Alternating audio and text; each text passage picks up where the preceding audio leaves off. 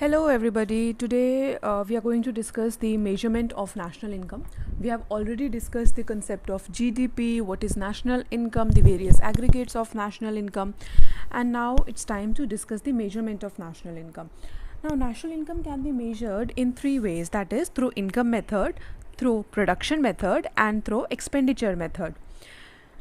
Before moving on to discuss all these three methods in depth, this identity is important to understand. So it says that national income is always equal to national production, is always equal to national expenditure. See, this symbol wherein it is triple equal to types, this symbol is used for identity, that is that this is always true in the economy. Now let us understand why is this always true. We have discussed yesterday circular flow of income, wherein the money flows from one sector to the other sector, and hence that money should be equal. If there are leakages in the form of savings, then those leakages should be injected again into the system in the form of investment by the business firms. So we have discussed all this. Now see, this national income is earned by the households. We represent household by double H S, households. So this national income is earned by the household in the form of factor payments, and whatever this income is earned by the factors, they actually use this income in order to consume the products that are produced by the industries. So this national income has to be equal to expenditure. For example, if we are saying that suppose there are only two people in the economy and the income of these two people is say 150, and we say that total income in the economy is 150, therefore, and suppose that they are not saving anything, so they are going to spend this entire income, they are going to do expenditure of this entire income in order to consume things. Hence national income will be equal to national expenditure, that is 150 rupees. Now why this national expenditure is equal to national production? Because this expenditure is done in order to consume, to demand things from the industries, those who have produced this thing. Hence national expenditure should be equal to national production, because business firms will receive this 150 and they in turn is going to use this in order to produce things in the economy. Therefore it has to be equal to 150. Now once this production of output is done of 150, the business firms are going to distribute factor payments, and again this will be given back to the factors services, and therefore this will be 150 again.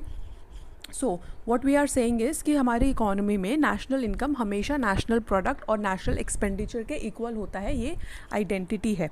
Okay, I hope this identity would be clear to you now. Now let us go and discuss all these methods in depth quickly.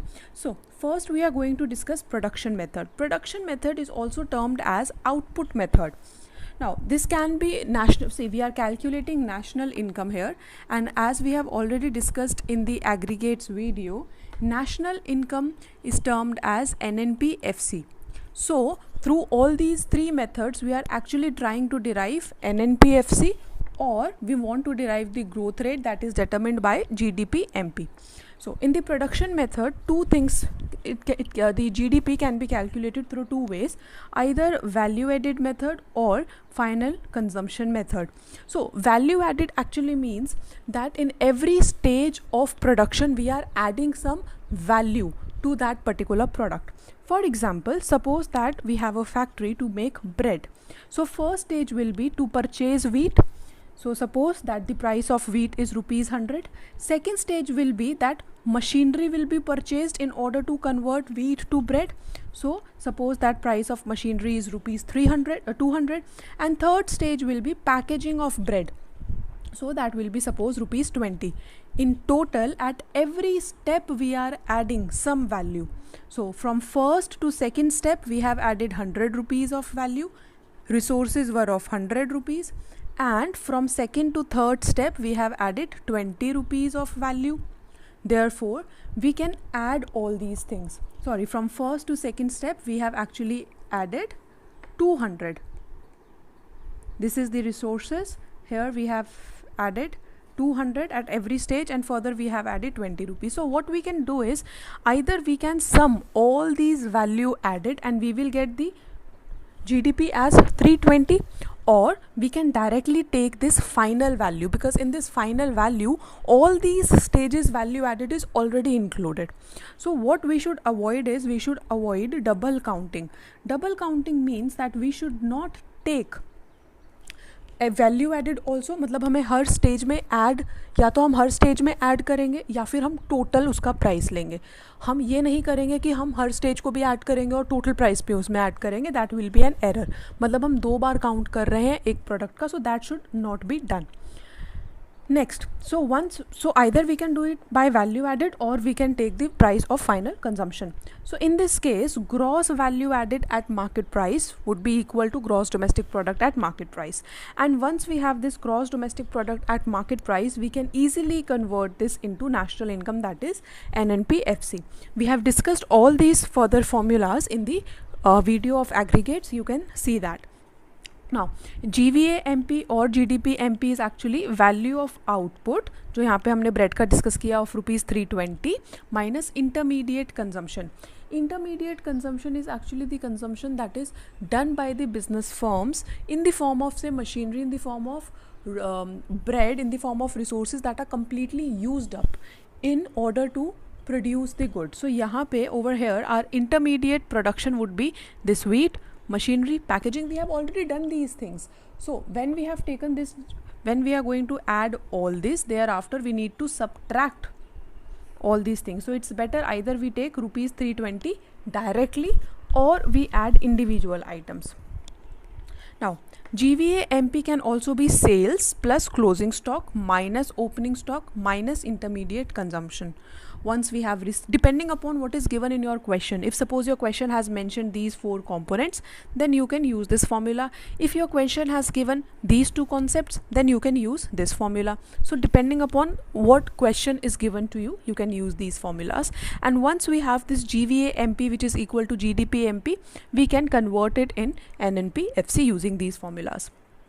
Next, second method is income method. Income method, in this case we derive the GDP FC, because here we actually take into account the factor payments received by the factor services. As we know, there are 4 types of factor services: land, labor, capital and entrepreneur. Labor receives compensation of employees, land receives rent and loyalty, capital receives interest, and entrepreneur receives his profit. Compensation of employees can be further classified into wages and salaries in cash, wages and salary in kind, social security contributions, for example provident fund, pension, medical facilities, etc., that is provided by the employers.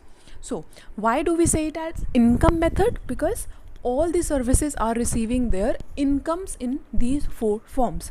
So in order to calculate the NNP FC, we'll start with GDP FC. See, in this case we are actually doing FC, factor cost, whereas in this case we were taking market price, because here we were taking value of output, whereas in this case we are taking the payment, the income received by the services. So this would be factor cost. It would be simply addition of all these 4 payments, and thereafter using these formulas discussed in the videos of aggregates, we will convert it into NNP FC, that will be national income. Again, one example: suppose in order to make bread, labor was given wages of ₹100, land was given rent of ₹120, capital was given interest of ₹60, and entrepreneur was given profit of ₹40. This would be 320. See, in this example also that we previously discussed in the production method, the total GDP NNP FC was actually 320, and in this case also it is 320. Either we are calculating NNP FC or GDP, this will be exactly equal if all the components in the economy are performing as they should, which means that there should not be any loophole. Then we say that the national income NNP-FC calculated by the production method and by the income method are exactly equal, which in our case is ₹320. Now let us discuss about the expenditure portion. In the case of expenditure, we take all the expenditure done by the various sectors of the economy. In the economy, there are generally 4 sectors: households, government, business firms, and rest of the world. We have discussed this in the circular flow of income. Now, households do private consumption expenditure, government also does it expenditure, then business firms do capital expenditure, that is either they purchase fixed capital or they have inventories, that is inventory investment. And fourth sector, rest of the world, is net exports, that is exports minus imports. So GDP MP is again just addition of the expenditure of all these 4 sectors. C represents consumption expenditure, I represents investment expenditure, G represents expenditure by government, and NX represents net exports. After getting this GDP MP, we can simply convert it into NNPFC, that is national income, using the formulas. If there is any doubt, you can please comment. Okay, take care guys.